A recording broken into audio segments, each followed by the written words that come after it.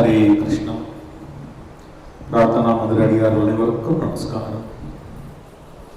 நம் அடியார்கள் அனைவருக்கும் ஆயுத பூஜை மற்றும் விஜயதசமி நல்வாழ்த்துக்கள். இனி அடுத்தது தசமி முடிஞ்ச பிறகு தீபாவளி இருக்கு. இந்த எல்லா உற்சவங்களிலும் விசேஷங்களிலும் நம்ம ஒரு சில சம்பிரதாயங்கள் கடைபிடிப்போம் இல்லையா? ஆயுத பூஜை சொன்னா வண்டியெல்லாம் கழுவி பூ போட்டு எல்லாம் வச்சு பூசணிக்காய் வச்சு இதெல்லாம் நாம எல்லாம் செய்யும் பொழுது நம்ம பசங்க பார்ப்பாங்க, என்னன்னு புரியாது. ஆனா நிறைய பேர் சொல்லுவாங்க, அப்பா ஏதோ செய்யறாரு, அம்மா ஏதோ செய்யறாங்க, அதனால நாங்க இந்த மாதிரி செய்யறோம்னு சொல்லிட்டு அவங்க செய்வாங்க இல்லையா? இந்த சம்பிரதாயங்கள் எல்லாமே ஒரு கட்டுப்பாடு கோட்பாடுகளுடைய. சின்ன வயசுல முதல்ல நமக்கு யாருக்கும் அது புரியாது, அது ஒரு வேண்டாத விஷயம் நம்ம நினைச்சுப்போம். உதாரணத்துக்கு நாம எல்லாம் சின்ன பிள்ளையா இருக்கும்போது நம்ம அப்பா அம்மா இல்ல அம்மா நமக்கு பக்தியை சொல்லுவாங்க. அந்த வருஷம் எடுத்து சின்ன வருஷம் எடுத்து வச்சு விடும்போது பிள்ளையா யோசிப்போம், எதுக்கு இவங்க தேவையில்லாம செய்யறாங்கன்னு சொல்லிட்டு. ஆனா போக போக நம்ம பெருசாகும், நமக்கு தெரியும் அந்த பல்ல விளக்குல நம்ம வாயின்னு ஆறிடும். சம்பிரதாயங்களும் அந்த மாதிரி சில விஷயங்கள் ஏன் என்று நமக்கு தெரியாமல் இருந்தாலும் அதையெல்லாம் நம்ம கடைபிடிச்சுட்டு வரும்போது அது நமக்கு நன்மைதான் தரும். இது நம்முடைய சனாதன தர்மத்துல நிறைய இருக்கு. இந்த மாதிரி விஷயம் எல்லாமே நம்மளுடைய வாழ்க்கையோட கோட்பாடுகள், நம் வாழ்க்கையின் வளர்ச்சி, இதை சார்ந்துதான் எல்லா சம்பிரதாயங்களும் இருக்கும். தவிர தேவையற்றது என்று எதுவுமே இல்லை. ஆடி மாசம் சொன்ன அந்த வேப்பாறையை மாட்டிட்டு எதுவும் நம்ம கும்ப சாப்பாடு வச்சுக்கிட்டு எல்லாமே ஒவ்வொரு விஷயங்கள் ஐதீகங்கள் எல்லாமே நம்மை சார்ந்து ஏழை எளிய சாதாரண பாமர மக்களை சார்ந்துதான் இருக்கும். நமக்கு அந்த மாதிரிதான் நம்மளுடைய விஷயங்கள்ல சம்பிரதாய சடங்குகள் எல்லாமே இருக்கும். சரி, இந்த சடங்குகள் இதெல்லாம் நம்ம கரெக்டா கடைபிடிச்சோம்னா நம்ம வாழ்க்கையில் எல்லாரும் வெற்றி அடைஞ்சிருவோமா? அப்படி ஒரு விஷயம் நம்ம எல்லாரும் யோசிப்போம்.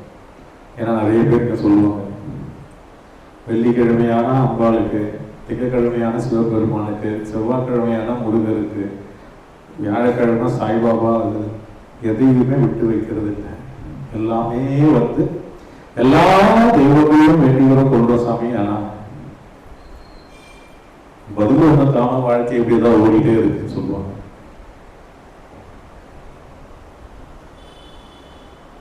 அதாவது இதே விஷயம்தான் இந்த இடத்துல உட்காரும் போது எனக்கும் இருக்கும். இந்த ஒரு வார காலமாக ரொம்ப டென்ஷன்.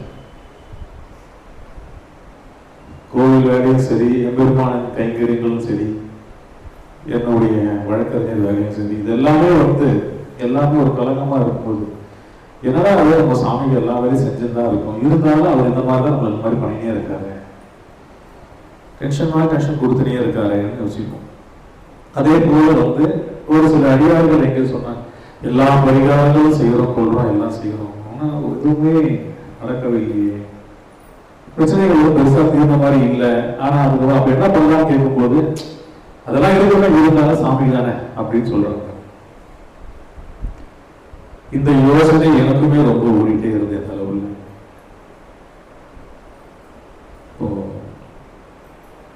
இந்த நேற்று குருநாதரை போய் செய்ய வச்சுட்டு அங்க போய் உட்கார்ந்து என்னதான் பிரச்சனை, இது ஒரு தெளிவே இல்லாம இருக்குன்னு சொல்லிட்டு அப்படியே இருக்கும் பொழுது எதிர்ச்சியே என்னோட மொபைல்ல ஒரு கதவு வந்தது. ஒரு மனிதர் இருந்தாலும் ஆந்திராவில் மல்லிகார்ஜுன ரெட்டின்னு சொல்லிட்டு, அவர் இந்த மல்லிகார்ஜுன சுவாமின்னு சொல்லிட்டு ஆந்திரா ஸ்ரீஸ்ரீலத்தில் இருக்கு. நல்ல ஒரு வியாபாரி, பெரிய வியாபாரி. அவர் வேண்டாத தெய்வம் கிடையாது, கும்பிடாத கடவுள்லாம் கிடையாது. எல்லா கோவில்களுக்கும் எல்லா சம்பிரதாயங்களும் பயங்கரமா பண்ணுவாரு, கொள்வாரு. இதையெல்லாம் பண்ணிக்கிட்டே அவர் அப்படியே கொண்டே இருந்தாராம். ஒவ்வொரு தெய்வமா கடைபிடிச்சு வந்து வந்து வந்து கடைசியில யாரு மூலமோ அவர் வந்து சொன்னாரா, இந்த மாதிரி வந்து மதுரா போயிட்டு விருந்தாவனம் போயிட்டு வாங்க அப்படின்னு சொல்லிட்டு அவர் வந்து யாரோ கைட் பண்ணும்போது வேற ஒருத்தர் சொன்னார், அப்ப பாத்துக்கலாம் இந்த கிருஷ்ண பரமாத்மான்றது வந்து அந்த தெய்வம் நீ வந்து அந்த சிலையில நிறைய சம்பிரதாயங்கள்லாம் இருக்கு, அவருடைய ஒரு சில ரூபங்கள் நீங்க வந்து பிரார்த்தனை பண்ணீங்கன்னா உங்களுக்கு ரொம்ப நஷ்டமாயிடும், இதாயிடும். இவர் சொன்னாராம், அதெல்லாம் கிடையாது, எல்லா தெய்வத்துக்குமே கும்பிடுவாங்க என்ன இருக்கு அப்படின்னு சொல்லிட்டு முதல்ல போயிட்டு கிருஷ்ணர் பிறந்த கிருஷ்ண ஜென்ம பூமியை பார்த்துட்டு சேவிச்சுட்டு விருந்தாவனம் எல்லாம் போயிட்டு அங்க போகும்போது என்ன ஆகுதுன்னா, விருந்தாவனத்துல அவர் பார்க்கும்போது உண்மையாகவே இப்படி ஒரு விஷயம் நடந்ததை அவர் நம்ம வந்து உணர்றார். ஆமா, கிருஷ்ணர் இருந்தார். அந்த பான்கே பிஹாரி என்ற கோயில் இருக்கு, அங்க வந்து அந்த ஒரு வனம் இருக்கு.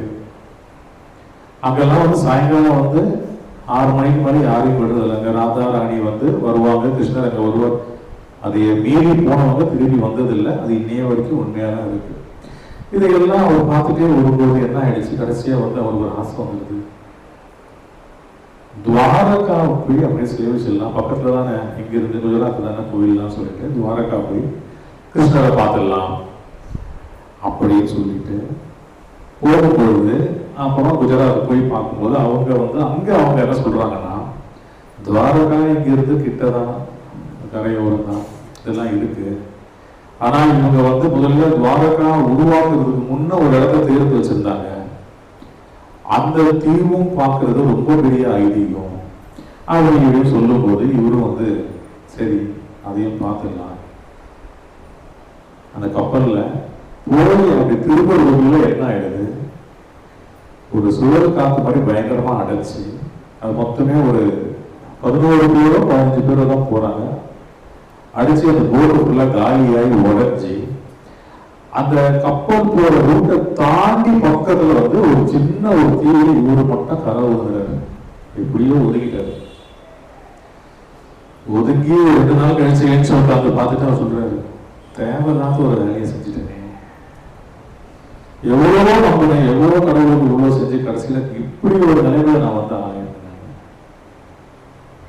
ஒழுங்கா அங்கேயே உட்காந்து எங்க ஊர்ல உட்காந்து பெருமலை கோவிந்தான்னு சொல்லி வாழ்க்கையை ஓட்டியிருக்கலாம்.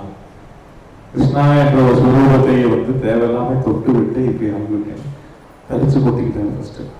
இருந்தாலும் இது ஒரு பக்கம் இருக்க மனம் தளரவில்லை.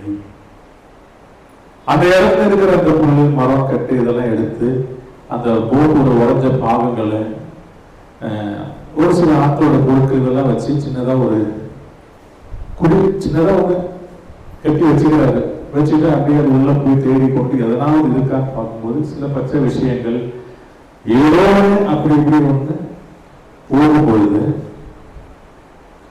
அவருக்கு அப்புறம் தான் புரியுது, இந்த பக்கம் வந்து போட்டு வராது, எந்த வகையிலுமே உள்ள வர்றதுக்கு ஒரு வாய்ப்பும் கிடையாதுன்னு சொல்லிட்டு ரொம்ப மனசுடைஞ்சு போயிடுறாரு. என்னடா அது இந்த சூழ்நிலை எப்படி ஆயிடுச்சு நமக்கு. இருந்தாலும் அவர் வந்து எங்கேயோ ஒரு இடத்துல நம்ம வந்து ஏதோ பாவம் பண்ணியிருப்போம், கஷ்டம் பண்ணியிருப்போம், அதனாலதான் நம்ம வந்து இப்படி ஆயிட்டோமா அப்படி ஆயிட்டோமோன்னு யோசிச்சுட்டே இருப்பாங்க. இப்படி இருந்து எல்லாமே எதிர்பார்த்து அவருக்கு தெரிஞ்ச எல்லா பிரார்த்தனையும் வித்தியும் எல்லாம் அடிச்சும் கொண்டும் ஒரு பிரயோஜனமும் இல்லாம ரொம்ப ஓஞ்சி போய் மனசளவுல ரொம்ப உடஞ்சி போய் அப்படியே காலங்கள் போகும்போது என்ன ஆகுது, ஒரு நாள் திடீர்னு சாயங்காலம் வேலையில் என்ன பண்றாங்க, பொழுது சாயறதுக்கு முன்ன போயிட்டு ஏதாவது அந்த இடத்துல ஒரு ஏதாவது அது உள்ளே இருக்கிறதால ஒரு பழம் ரொம்ப பூக்கம் காய்ப்புதெல்லாம் அவருக்கு தெரியும் இல்லையா, ஒரு பொருளை எடுத்து வந்துடலாம்னு சொல்லிட்டு அவர் ஓடி போனார். அப்படியே பொறுமையா நடந்து போய் அதை எடுத்துக்கிறாரு. திருப்பி வரும்போது ஒண்ணு பார்த்தாரு, அந்த ஏதோ கட்டின சின்ன குடிசை வந்து எரிஞ்சிட்டு இருக்கு பயங்கரமா,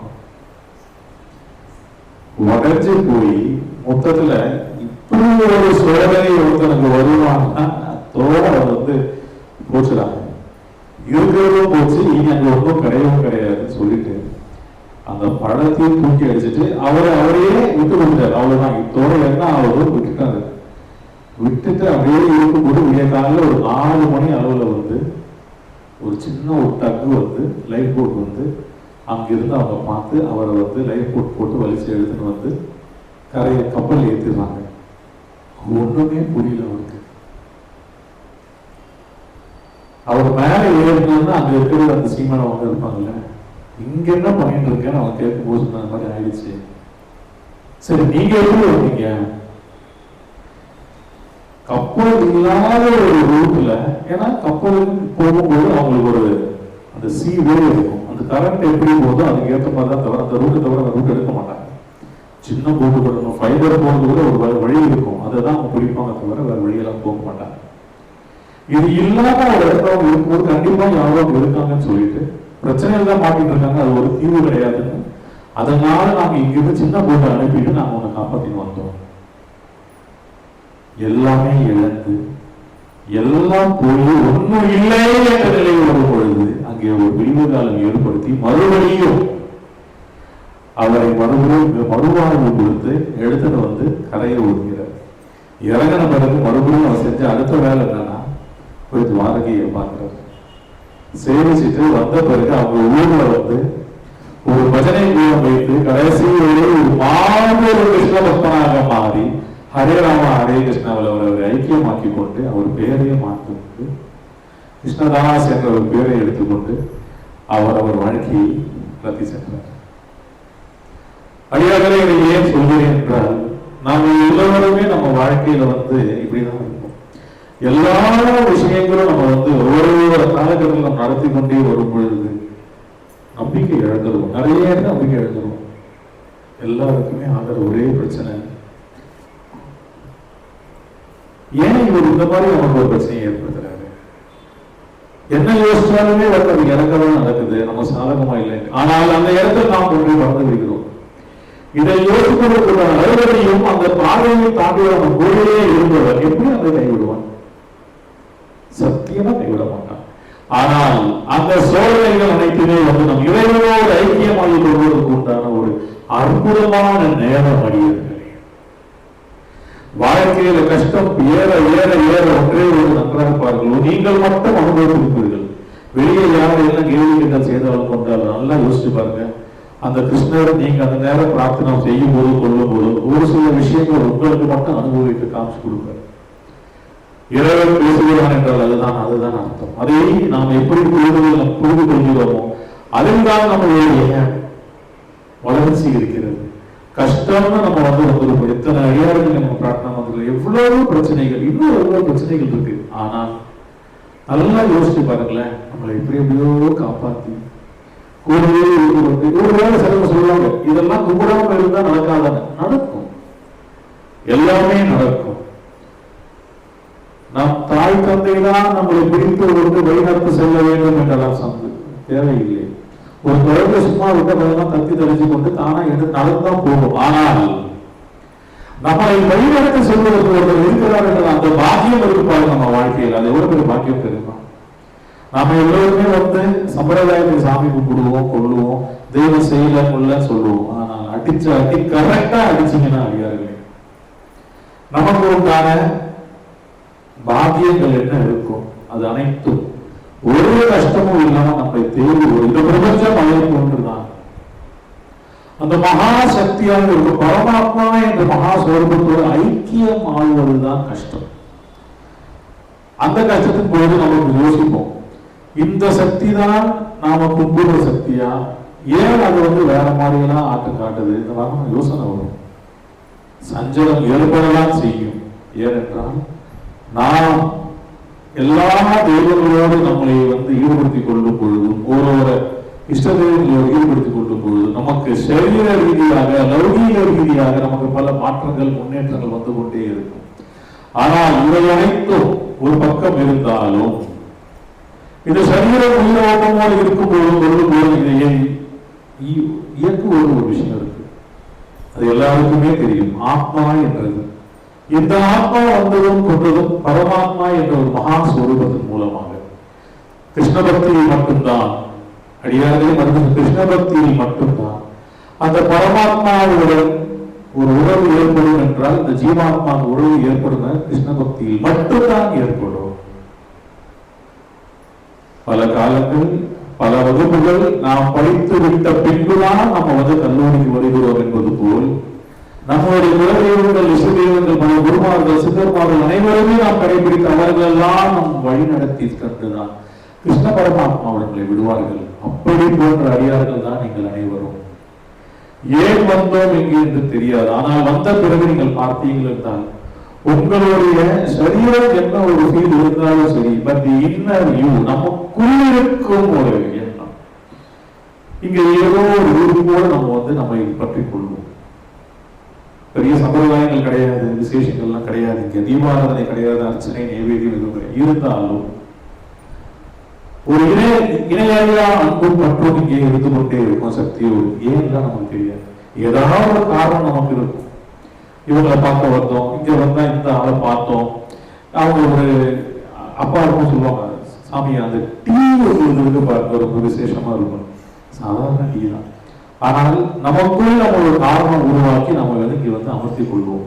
அப்படிப்பட்ட ஒரு இடத்தில் தான் உண்மையாகவே கிருஷ்ண பரமாத்மா என்ற சக்தியை நீங்கள் அனுபவிக்க முடியும். இதை போன்றுதான் நம்ம திருப்பதியில் இருக்கும் வெங்கடேச பெருமாள். எவ்வளவு கஷ்டம், 6 நாள் 2 நாள், இப்பெல்லாம் சீக்கிரம் ஆகிட்டாங்க, முன்னால தெரியல, 3 நாளும் உட்கார்ந்துட்டு இருப்போம்.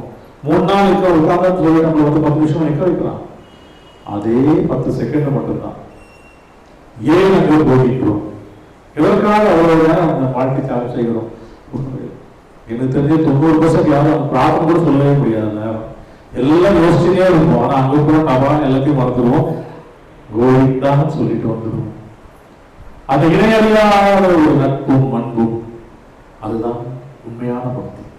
அந்த பக்திக்கு நமக்கு சாஸ்திரம் சம்பிரதாயம் எதுவுமே அவசியம் இல்லை. ஏனென்றால் இந்த சரீரத்துக்குள் இருக்கும் இந்த ஆத்மா பரமாத்மாவை இணையும் பொழுது வாழ்க்கை இந்த பூலோகத்தில் நாம் பிறந்த இந்த பாரத பூமியில் இருப்பது லட்சியம் அதுதான். தன்னை உணர்ந்து கொள்வது, செல்ஃப் ரியலைசேஷன், அது ஒரு பெரிய ஒரு விஷயம், கான்செப்ட் ஸ்பீக். அந்த பெரிய விஷயத்திற்கு உண்டான பிள்ளையார் சுழி போடும் இடம் தான் நம் பிரார்த்தனை. அதனால்தான் நாம் குருநாதர் உண்மையே சொன்னது ஒரே வார்த்தை, இந்த இடத்தை முழுமையாக நான் கிருஷ்ண பரமாத்மாவை சமர்ப்பித்து விட்டேன் என்று. இதை சொந்தம் கொண்டாட நினைப்பவர்கள், இதில் ஏதாவது செய்ய நினைப்பவர்கள் அனைவருமே மிக கடுமையான நிலைமைக்கு ஆளாகி விடுவார்கள். ஏனென்றால் முதலாவது அவருடைய இடம். இதில் என்றுமே நாம் ஒரு தொழிலாளி மட்டும்தான். அவன் சொல்வதை கேட்டு நடக்கும் பொழுது அதற்கு உண்டான காரணங்கள் தேவையில்லாமல் நாம் சொல்லும் பொழுதும் கொள்ளும் பொழுது அந்த சக்தியை நாம் தேவையில்லாமல் நாம் வெறுப்பேற்றி பார்க்கிறோம். நடைபெறுக்க வேண்டும் என்பது அவருடைய உத்தரவு. வேலை இருந்தாலும் வீட்டு சொல்லிவிட்டு நடைபெறு மூடி விட்டு செல்வதற்கான உத்தரவு எனக்கு கிடையாது. ஒரு முறை செய்யலாம், 2 முறை செய்யலாம், 3ஆவது முறை அடிக்கலாம் தாங்க முடியாது. அதனால் நீங்கள் எல்லோரும் இங்கே வருகிறீர்கள் என்றால் அடியார்களே, ஒன்று மட்டும் நன்றாக நினைத்துக் கொள்ளுங்கள். வாழ்க்கையில் இந்த கிருஷ்ண பரமாத்மா என்ற சக்தி எப்பொழுதும் உங்களோடு இருக்கும், உங்களை பாதுகாத்துக் கொண்டுதான் இருக்கும், உங்களை எல்லா வகையிலும் ரட்சித்துக் கொண்டுதான் இருக்கும். கவலை வேண்டாம். வாழ்க்கையில் சில பிரச்சனைகள் வரும்போது சில தோல்வி நமக்கு காழ்ப்புணர்ச்சி அடி விழதான் செய்யும். அதெல்லாம் விழுந்துகிட்டே இருக்கிறோம். ஆனால் உறுதியாக ஒன்று எடுத்துக் கொள்ளுங்கள், நாம் அவரை பற்றிக் கொள்ளவில்லை. இங்கு இங்கே ஐக்கியமாகிவிட்டால் அந்த சக்தி நம்மளை பற்றி கொண்டு விட்டது, நம்மளை விடாது. உதவி சென்றால் கூட விடாது. என்ன காரணத்துக்காக இங்கே நீங்கள் ஐக்கியமாக்கி இருக்கிறீர்கள் என்பது யாராலும் புரிந்து கொள்ள முடியாது. அப்பேற்பட்ட ஒரு மகாசக்தியோடு தான் அடியார்கள் நீங்கள் அனைவரும் உங்களை பந்தப்படுத்திக் கொண்டிருக்கிறீர்கள். ஆகவே விஜயதசமிக்கு அப்புறம் அடியார்களுக்கு எல்லாம் கூறுவது ஒன்றுதான், வாழ்க்கையில் நமது கஷ்டங்கள் பிரச்சனைகள் வரும்போது சோர்வு அடையும் பொழுதும் ஒரே விஷயம் எடுத்துக் கொள்ளுங்கள். இந்த சோர்வின் பொழுதும் மிக கஷ்டமான நேரங்களில் தான் இறைவன் நம்மோடு ரொம்ப ஐக்கியமாக இருப்பார். பொக்கிஷமான நேரங்கள் நம் வாழ்க்கையில், நம் வாழ்க்கையில் நமக்கு உறுதியாக இருக்கும் ஒரு துணைவனோ துணைவியோ யாராவது உடம்பு சரியில்லாமல் இருக்கும் பொழுது, ஒரு மருத்துவமனையில் இருக்கும் பொழுதோ, ஒரு கோர்ட்டு கேஸ் சொல்லிட்டு ஒரு முக்கியமான தீர்ப்பு வரும் நேரத்தில் நம்ம என்ன ஆகுமோ ஏன் ஆகுமோ நினைத்துக் கொண்டு இருக்கும் பொழுது அந்த இறைவன் நம்மோடு பேசுவோம். யார் மூலமாக சில தைரியத்தை ஏற்றி தருவான், சில விஷயங்கள் நம்மளுக்கு காட்டி தருவான். கவலை வேண்டாம், நான் இருக்கிறேன். அப்பேற்பட்ட ஒரு சக்தியோடு நீங்கள் இருக்கிறீர்கள். சக்தியை நாம் கேட்பதும் அது கேட்ப விட்டுருவோம். கோவிந்தா கோவிந்தா கோவிந்தா மனதார ஜெபியுங்கள், அது போதும் என்றுதான் அவருடைய முக்கியமான கோரிக்கை. கோவிந்தன் எம்பெருமான் ஸ்ரீமன் நாராயணனுக்கு பல நாமங்கள் உண்டு. ஓம் நமோ நாராயணாய நமக என்று பல அஷ்டாட்சர மந்திரங்கள், இது போல் மாதவா கேசவான் எல்லாம் இருக்கு. ஆனால் கோவிந்தா என்ற வார்த்தை இருக்கு பாருங்க. கோவிந்தா என்ற வார்த்தையை குருநாதர் உங்களுக்கு எல்லாம் பல முறை சொல்லிக் கொடுத்திருப்பார். எந்தவித ஆச்சாரமும் அனுஷ்டானம் தேவையே இல்லை என்ற வார்த்தை. It is universal language. நீங்கள் எப்படி அவரை கோவிந்தா என்று அழைத்தாலும், தூங்கி கொண்டே கோவிந்தா என்று அழைத்தாலும், எப்படி கூப்பிட்டாலும் சரி, கோவிந்தா என்று அழைத்தால் கூப்பிட்ட குரலுக்கு ஓடி வருவோம் என் பெருமான் கிருஷ்ண பெருமான். அந்த மகா மந்திரத்தை ஜெபிக்கும் அத்தனை அடியார்களுக்கும் பெரிய ஒரு அருள்நிச்சை இருந்து கொண்டுதான் இருக்கும். ஆகவே எல்லோருக்கும் ஒன்றை மட்டும் மனதில் வைத்துக் கொள்ளுங்கள்.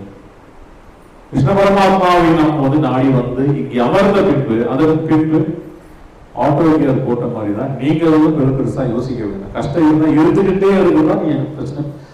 எல்லாத்துக்குமே ஒரு காரணம் உண்டு. அந்த காரணத்துக்காக தான் இவ்வளவு பிரச்சனை தருகிறார் என்று மட்டும் நம்பிக்கை விசுவாசம் இல்லை என்றால் வெகு தூரம் சென்று விடுவோம். இந்த உறவை தாண்டி இந்த சக்தியை கேலி செய்வதோ, அதை உதாசனப்படுத்துவதோ எதுவாக இருந்தாலும் அடியார்களே, ஒரு காலம் கட்டம் வரை சக்தி அமைதியாக தான் இருக்கும். நம் பிரார்த்தனா மந்திரில் இங்கே இருந்த சில அடியார்கள் இருந்தார்கள். வெளியே போய்விட்டு காலகாலமாக குருநாதர் இருந்த போதும் சரி, அப்பொழுதும் சரி, வெளியே போய்விட்டு தேவையில்லாத வார்த்தைகள், பல வார்த்தை. நானே யோசிப்பேன், என்னடா அது ஒரு நேரம் போக வரும் தெரியுங்களா? ஏன் சாமி ஒன்றும் செய்ய மாட்டாங்க? மனிதனாக இருக்கும்போது யோசனை வரும். இப்படியெல்லாம் பேசுறாங்க, அதெல்லாம் பேசுறாங்க, இங்க இருந்தாங்க, இன்னைக்கு நன்றி இல்லாம இருக்காங்க, உள்ள யோசனை எல்லாம் வரும். அப்புறமா நம்ம யோசிப்போம், என்னடா இது இப்படிதான் நமக்கும் ஆகுமோ, இவர் ஏதாவது பிரச்சனை கை விட்டுருவாரெல்லாம் யோசிப்போம். காலங்கள் மட்டும்தான் தாமதம் ஆகும் தவிர பதில் என்னைக்குமே மாறியே போக. அன்றையிலிருந்து நானும் பார்த்துக்கிறேன். தந்தையிடம் குருவிடம் இருக்கும்போதும் குரு உதாசனப்படுத்தி சென்றவர்கள் எல்லாம் ரொம்ப மோசமான முடிவை தேர்ப்பாங்க.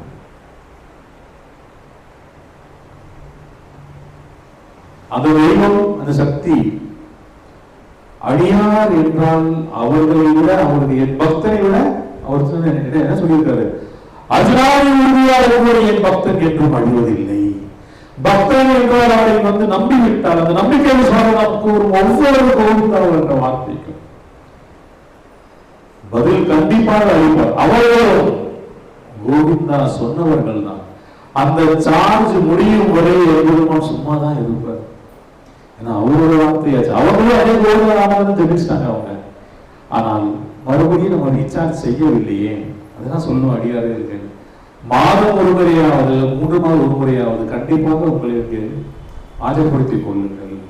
குருவை கண்டிப்பாக ஒரு 3 மாதத்துக்கு ஒரு முறையாவது எங்களுடன் அங்கே அமர்ந்து கொள்ளுங்கள்.